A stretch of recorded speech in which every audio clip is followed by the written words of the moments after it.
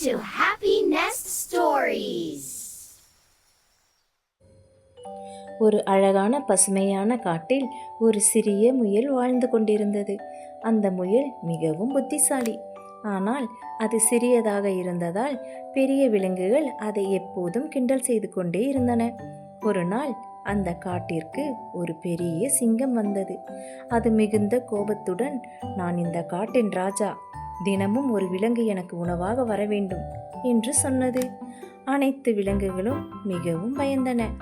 அவை என்ன செய்வதென்று தெரியாமல் அழுதன. அடுத்த நாள் முயலின் முறை வந்தது.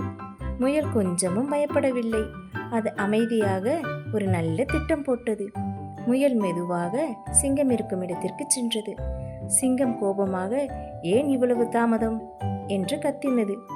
முயல் அமைதியாக, ராஜா, இன்னொரு சிங்கம் இந்த காட்டில் இருக்கிறது, அது என்னை பிடிக்க முயன்றது என்று சொன்னது. சிங்கம் மிகவும் கோபமடைந்தது.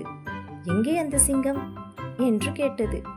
முயல் அதை ஒரு பழைய கிணற்றின் அருகே கொண்டு சென்றது. அதுதான் அந்த சிங்கம் ராஜா என்று கிணற்றை காட்டியது. சிங்கம் கிணற்றில் பார்த்தது. அதன் பிரதிபலிப்பை பார்த்து அது இன்னொரு சிங்கம் என்று நினைத்தது. மிகுந்த கோபத்தில் சற்றும் யோசிக்காமல் சிங்கம் கிணற்றுக்குள் குதித்தது. அதனால் வெளியே வர முடியவில்லை. அனைத்து விலங்குகளும் மகிழ்ச்சியாக முயலை பாராட்டின.